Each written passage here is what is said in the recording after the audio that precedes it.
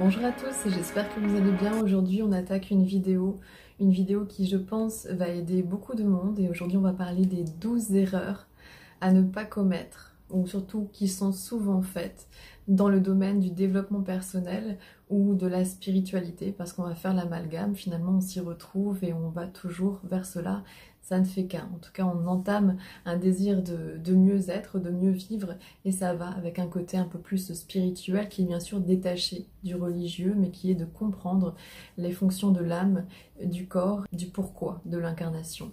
Alors je vais commencer avec la première erreur que j'entends souvent, qui revient souvent à mes oreilles, que ce soit en consultation ou autre, c'est d'attendre que les autres évoluent en même temps que vous. Vous voyez le problème? Notre chemin nous est propre, notre évolution nous est propre, notre façon de le faire nous est propre. Donc chacun sa vitesse, chacun sa façon d'agir. Bien sûr que si vous travaillez sur vous, si vous vous intéressez à différents sujets, vous allez sûrement en parler avec vos amis, votre entourage, votre conjoint, etc. Mais c'est votre propre décision et personne ne peut l'influencer, personne ne peut vous diriger ou encore vous forcer à faire les choses. Donc on peut tout à fait en parler et voir avec les autres évoluer de cette manière, mais d'attendre que les autres, en tout cas avoir un regard sur l'autre en se disant « Oh là là, il ne comprend pas, il n'évolue pas, il ne veut pas aller dans cette direction », être assez dur et dans le jugement à ce niveau-là, ça c'est une très très grosse erreur à faire. Et la continuité de cette erreur, c'est aussi de se dire puisque je prends un chemin comme cela, puisque je veux évoluer dans ma vie, alors les autres personnes, celles qui ne font pas ce travail, vont devoir sortir de ma vie. Grosse erreur. Non, c'est à vous seul d'évoluer pour vous-même et auprès de tout le monde avec chaque niveau d'évolution. Quand je dis niveau, c'est pas au-dessus, en dessous, tout ça, on s'en fiche. C'est votre chemin en corrélation avec ceux des autres et leur façon de faire, leur façon d'agir, votre interaction avec eux est tout aussi essentielle tout au long du parcours pour vous aider à comprendre ce qu'il y a toujours à peaufiner comme travail en vous et sur vous. Donc on ne les renie pas et on n'attend pas d'eux qu'ils fassent la même chose que vous. La deuxième erreur, c'est n'écouter qu'une seule voix. J'entends par là qu'il y a des discours, des personnes, donc des enseignants, des écrivains, des choses qui vont vous inspirer, qui, oui, à un moment donné, vont vous donner envie de tout écouter de la personne, de prendre tous les enseignements, tout ce qui sera bon pour vous. Et à chaque discours, chaque niveau d'écriture, il y aura plusieurs niveaux d'interprétation. C'est comme la plupart des choses, en fonction de ce que vous aurez appris, de ce que vous aurez compris, vous pourrez réécouter par la suite et comprendre encore plus de choses, percuter, faire des déclics. Mais n'écoutez pas qu'une seule voix, parce que chaque personne, écrivain, enseignant, peu importe, on y met le mot qu'on veut derrière, a son évolution propre et continue d'évoluer, mais vous servira et ira dans un temps donné pour votre évolution au moment présent.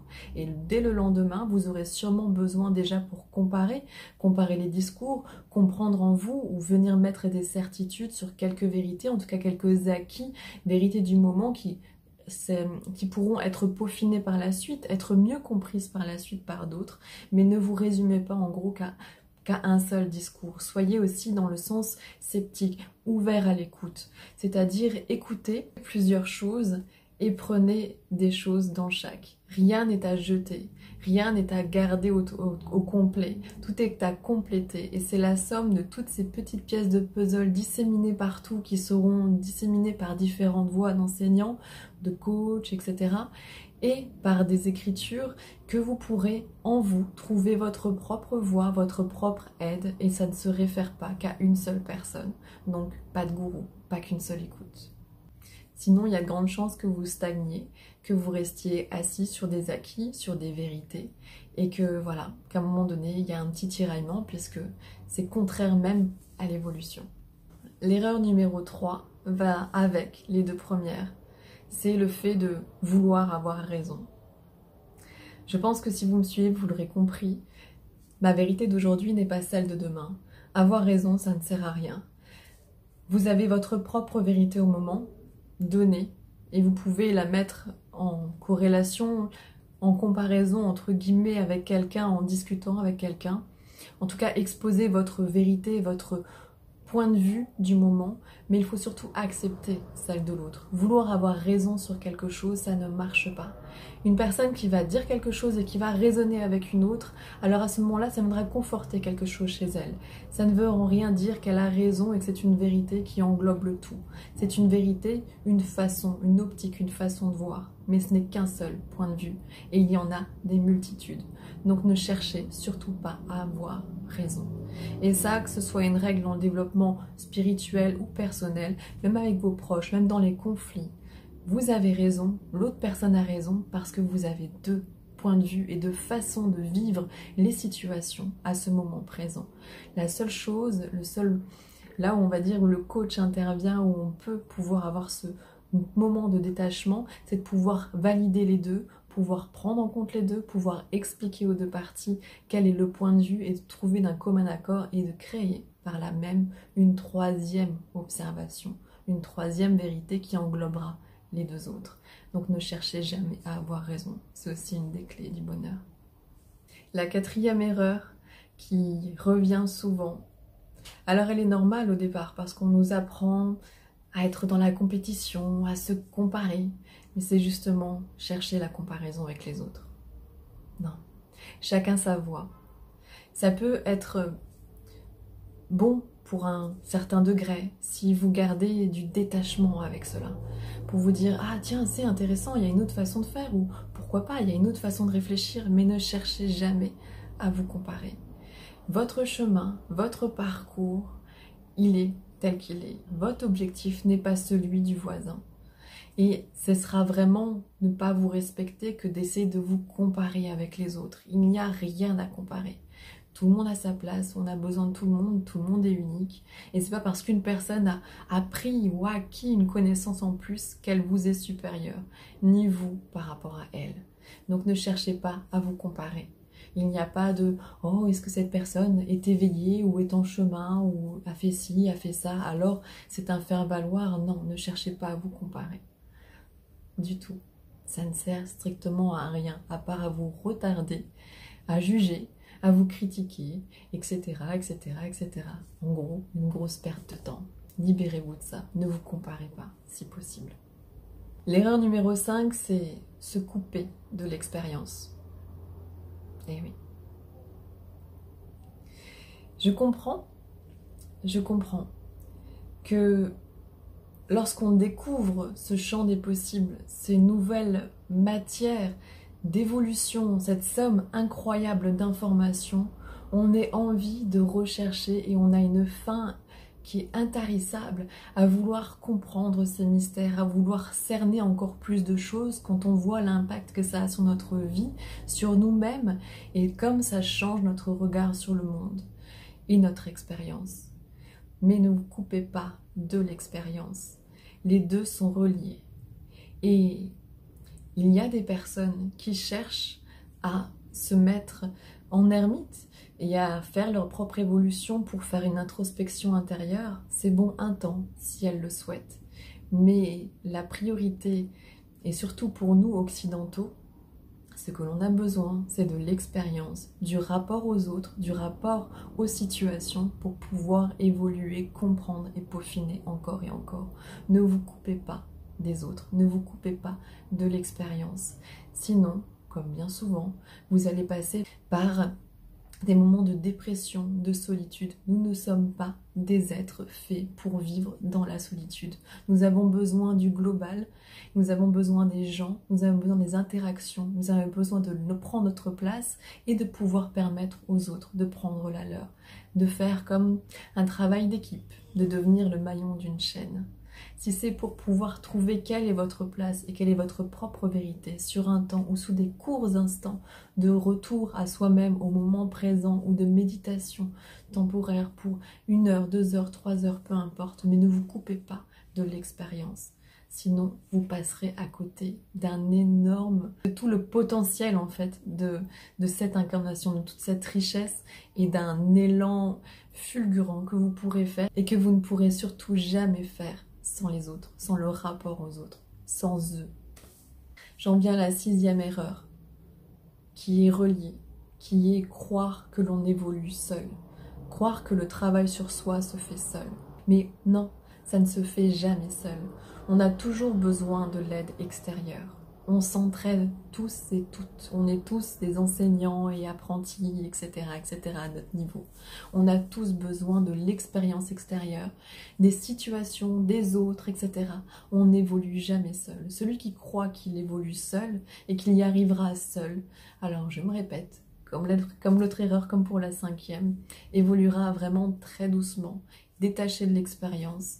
Et dans ce cas-là, sera à côté d'une grande somme d'informations, d'une grande somme de connaissances et d'une évolution rapide. La 7e erreur, c'est d'attendre qu'on parle de domaine spirituel, développement personnel, à tout prix, de vouloir à tout prix développer des dons et des capacités. Ça peut être une porte d'entrée, de s'intéresser à différents sujets. C'est excitant, c'est fun quand on ne le connaît pas. Mais enlevez-vous du côté sensationnel, en fait, c'est juste quelque chose de naturel, qui vient ou qui ne vient pas dans votre expérience, parce qu'on vous donne et vous avez, et il se développe ce que vous avez au moment où c'est bon de le faire, où vous en avez besoin, où ça va être profitable pour vous. Mais vous attendre à développer ça à tout prix, non. Et de toute façon, regardez-le aussi, il y a des gens qui ont des capacités, qui s'en servent peut-être à mauvais escient, ou qui ne sont absolument pas évolués, qui n'ont pas un rapport sain aux autres, etc. L'un peut aller sans l'autre, et l'un avec l'autre, ça peut être chouette aussi. Mais ça ne doit pas être votre objectif. Si vous avez une curiosité à voir et à tester, pourquoi pas? Et si ça vient se révéler, et si ça vous aide, pourquoi pas? Mais n'attendez pas à une élévation extrême grâce à cela. Non, ça viendra semer énormément plus de questions. Ça pourra rajouter aussi un petit côté fun ou vous aider à travailler aussi d'autres choses. Mais généralement, quand on a ce genre de capacité, c'est jamais pour nous-mêmes, vous savez. C'est toujours dans le service à autrui, pour aider les autres. Comme on dit, le cordonnier mal chaussé. C'est exactement ça. Donc, si vous êtes prêt à aider les autres, alors pourquoi pas? Mais si c'est pour votre propre intérêt, ou pour votre propre intérêt détourné, pour servir les autres d'une mauvaise manière, alors là, non. Détournez-vous de ça et ce sera une grosse erreur. Et ça vous bloquera encore et encore. Vraiment. Parce que ça placera et ça place beaucoup de personnes dans une situation de supériorité. Alors qu'on y voit et quand on peut voir tout cela, ça replace dans l'humilité, dans le petit. Vraiment dans le petit et dans le don à l'autre, mais inconditionnellement. Et ça apporte surtout une énorme somme de travail en plus. 8e erreur, c'est vouloir donner un sens à tout. Alors oui, quand on parle de spiritualité, développement personnel, on parle de synchronicité, de signes, de guides, de choses comme ça, un peu mystiques, mais qui n'en sont pas, et de pouvoir interpréter. Et beaucoup de personnes veulent voir des signes dans tout et veulent interpréter tout à chacun, mais non, quand quelque chose... Par exemple, vous trouvez une plume sur le chemin, ben c'est pas forcément un signe, c'est peut-être juste une plume sur le chemin. Et voilà, de vouloir donner un sens à tout sur des chiffres miroirs, des chiffres tripes, etc. Et de vouloir surtout demander et en faire des définitions. Votre corps, vous-même, avez vos propres définitions. Et voir des signes dans tout, c'est vraiment une grosse erreur. Parce que c'est sans remettre encore une fois une guidance extérieure, alors que la seule guidance que vous devez suivre, c'est votre guidance intérieure. Et vous devez le ressentir comme un bien-être, comme la place qui est en accord avec ce qui est autour de vous. Mais surtout pas de l'extérieur. Quand c'est un signe, quand c'est un vrai signe, vous avez demandé ou vous n'avez pas demandé, mais il y a ce truc-là. Votre intuition, ce truc, vous savez, vous dites « Ah !» Mais ça ne vient répondre à rien. Il n'y a aucun flot de rien. Et si vous n'avez pas de questions, de réponses, mais juste « Oh, tiens !» Eh bien, notez, mettez de côté. Et peut-être qu'à un moment donné, quelques jours, quelques mois après, vous aurez une réponse. Ou peut-être que ce sera juste rien. Mais vouloir donner un sens à tout, ça, c'est une erreur assez commune. C'est oui, plutôt commun et plutôt compréhensible de vouloir en passer par là parce qu'on y voit le côté magique. Et il y a une part de magie, mais il n'y a pas des signes dans tout. Non, loin de là. Les choses sont simples. 9e erreur, ne pas tenir compte du non-jugement. Ah là là, c'est dur cette étape, hein, mais c'est important. Le non-jugement sur vous, sur les autres, sur les situations, sur tout ce qui se passe, c'est important. Se détacher du côté personnel, du rôle, du joueur dans le jeu. Ah là là, ne pas prendre les choses personnellement, ne pas être dans le jugement des choses. Il y a plusieurs vérités, plusieurs points de vue. Et votre avis, honnêtement, on n'en a pas besoin. Personne n'en a besoin. Et il n'y a pas à donner d'avis sur quoi que ce soit. Pas d'interprétation. Être dans le non-jugement permet de pouvoir avoir un meilleur regard sur les situations, que ça vous concerne, que ce soit les autres, et y mettre plus de paix, plus d'équilibre, plus d'équité. Et s'il y a leçon à apprendre dans ces domaines-là, alors vous arriverez à les comprendre. Et en même temps, ça va avec le fait de ne pas vouloir avoir raison parce que tout n'est pas bon à dire. Et si vous avez compris quelque chose, c'est peut-être pour vous et pas pour les autres et pas à le dire. Apprendre à se taire, voilà. Ça va aussi avec ne pas vouloir avoir raison, ne pas chercher à avoir raison et être dans le non-jugement. Et ça, c'est un travail, vraiment une discipline, je dirais même, mais qui se fait comme un automatisme, comme le fait de surveiller ses pensées régulièrement et qui est très aidant. Si vous arrivez à choper ça, alors ça va vous faire un plus grand bien et vous allez vraiment profiter plus pleinement de l'expérience et des connaissances acquises au fur et à mesure du chemin. L'erreur numéro 10, ne pas tenir compte des accords toltèques. Cet homme était extrêmement inspiré, extrêmement sage pour écrire ces mots. Et il a assez bien tout résumé dans ses accords. Et honnêtement, sa parole est impeccable. Comme le dit un de ses accords, c'est vraiment ça. Je pense qu'ils sont assez connus et que vous les connaissez, mais je vous les résume, c'est que votre parole soit impeccable. Oui, essayez que votre parole soit impeccable. Peu importe à qui vous vous adressez, peu importe la situation, peu importe l'émotion qui vous traverse ou le conflit, parlez du langage de l'âme. Soyez d'une parole juste et impeccable. N'essayez pas de blesser, n'essayez pas de juger, n'essayez pas d'avoir raison. Ayez juste une parole impeccable, aidante. Si ça n'aide personne, on dit rien. Le deuxième accord, c'est n'en faites pas quelque chose de personnel. Ne prenez rien personnellement. Aucune situation, aucune parole, que ce soit un compliment, mais aussi une insulte. Ne le prenez pas personnellement. Il y a toujours une raison pour que la personne ou que la situation se dégage ou autre. Mais ne mettez pas la faute à l'extérieur. Si vous l'impactez, c'est que ça réagit avec quelque chose en vous et que là, ça révèle quelque chose encore à aller travailler, à peaufiner, à gratter. Mais ne prenez pas les choses personnellement. Ça vous aidera vraiment à éviter les yo-yo émotionnels, de réaction, et aussi ça vous aidera à avoir des changements de comportement et remanier, remodifier, remodeler votre personnalité pour qu'elle soit plus en accord avec vous, plus belle et en accord avec les autres aussi. Ne prenez rien personnellement, c'est aussi un accord très important. Donc n'en faites pas une affaire personnelle, c'est vraiment très important et je pense que vous le comprenez dans tous les domaines de votre vie. Voilà, autant d'expériences, autant de façons de le prendre ou de l'interpréter que de personnes, mais ne prenez rien personnellement. Le troisième, c'est ne faites pas de suppositions. Vous n'êtes pas dans la tête des autres. N'interprétez pas pour les autres, ne pensez pas pour les autres. Ne pensez pas que s'il avait été fait comme ça, si les choses avaient été mises dans cet ordre-là, ça serait comme ça ou autre. Ne faites pas de suppositions. Les situations, les choses, les gens, c'est ce que c'est au moment présent. Et c'est parfaitement ce que ça doit être. Donc ne faites pas de suppositions. Faites ce que vous ressentez, etc. etc. Laissez-vous guider par autre chose. Mais ne supposez pas et ne pensez pas à la place des autres. Ça aussi, ça va vraiment vous aider dans votre vie. Le quatrième et dernier accord toltèque, c'est faites toujours de votre mieux. Eh oui, on fait avec ce que l'on a. On a parfaitement ce que l'on a acquis comme réaction ou autre. Donc on ne culpabilise pas. On réagit avec ce que l'on a au moment présent et on fait de son mieux.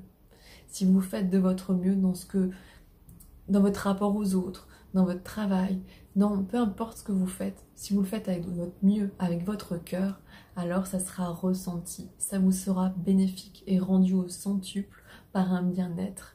Il y a une possibilité d'évolution magnifique derrière pour vous-même, par rapport à vous-même. Donc voilà, pour la deuxième erreur, c'est d'oublier ces accords toltèques qui sont vraiment des accords capitales. Il y aura aussi d'autres, des petites règles de vie à rajouter pour que ce soit tellement beau, tellement plus créatif et tellement mieux, plus serein, mais ce sont des principes, des piliers fondamentaux que nous occidentaux, je pense, on a vraiment besoin de les ancrer dans nos modes de vie, dans nos fonctionnements et surtout dans nos esprits. La 11e erreur, c'est de ne pas se souvenir de l'objectif final. L'objectif final n'est pas forcément l'éveil, ça c'est une excuse, c'est un but peut-être inatteignable. L'objectif, c'est avant tout de trouver la paix en soi, une harmonie, un mieux-être et sa place. Et ça n'a pas de prix. Et se détourner de cela vous fait prendre des chemins de traverse que peut-être vous aurez à prendre pour autrement faire des expériences, et ça vous sera aussi profitable, mais disons que ça va peut-être vous faire perdre du temps et vous faire vivre d'une manière plus désagréable les situations, les expériences, le ressenti, etc. Si vous perdez cet objectif de vue, qu'avant tout, c'est de pouvoir être en paix, de pouvoir comprendre qui l'on est, d'incarner ce que l'on est et de permettre aux autres d'être ce qu'ils sont, de vivre en harmonie et dans la paix, alors vous vous coupez de tout, de l'expérience, et vous aurez le choix de faire le chemin par la souffrance ou par la jouissance. C'est votre choix. Mais de ne pas perdre de vue cet objectif final vous aidera à pouvoir justement y disséminer, y acquérir de la paix. Mais de garder en tête cet objectif final vous permettra de mieux vivre l'expérience. Et la 12e erreur, devenir un ego killer. On en parle? Tout le monde parle de ça, l'ego, l'ego, l'ego, l'ego, l'ego. On diabolise. Je pense que vous avez compris, diabole, celui qui sépare. On ne sépare pas, on unifie. Pour résumer, sans ego, pas d'incarnation. Sans ego, pas de personnalité. Sans ego, pas de compréhension du jeu. Sans ego, la mort. Donc on arrête d'être un ego killer, on harmonise, on comprend ce qu'il est, on comprend cette partie qu'on est venu incarner ce rôle dans cette vie. Et il est très important et très aidant. Sans ego, pas de notion de survie face à un danger. Donc on arrête d'être un ego killer, on ne diabolise pas, on comprend et on accepte et on harmonise et chacun prend sa place. Il devient votre meilleur ami et non votre ennemi. C'est très important. Voilà, j'ai fait le tour des 12 erreurs qui sont le plus commises, en tout cas, qui me semblaient être les plus handicapantes, je dirais, dans le chemin du développement personnel. Si je vous parle chinois, peut-être que c'est un sujet que vous commencez à traiter, et dans ce cas-là, bienvenue et enjoy, parce que le parcours va être aussi chouette, et c'est super. Et si vous comprenez ce que je vous ai dit, alors j'espère que cela pourra vous aider, et si vous pensez que ça peut aider aussi d'autres personnes à toujours relâcher et ramener dans la paix et pouvoir être heureux de l'expérience et de le vivre pour soi-même, en soi-même, encore mieux, avec plus d'intensité, plus de lumière, plus de facilité, parce que rien n'a à être compliqué. Eh bien, je vous invite à le partager aussi avec les autres. Tout n'a pas à être compliqué et à passer par de la souffrance. Donc j'espère que cette vidéo aura pu vous aider. Si c'est le cas, n'hésitez pas à témoigner dans les commentaires et à partager la vidéo. Je vous serai très reconnaissante pour pouvoir diffuser le message et aussi remonter du coup ce que je dis dans les scores de YouTube et pouvoir le proposer pour pouvoir profiter à plus de monde. Sur ce, je vous souhaite une très belle journée. Surtout, prenez soin de vous et à bientôt dans une nouvelle vidéo. Au revoir.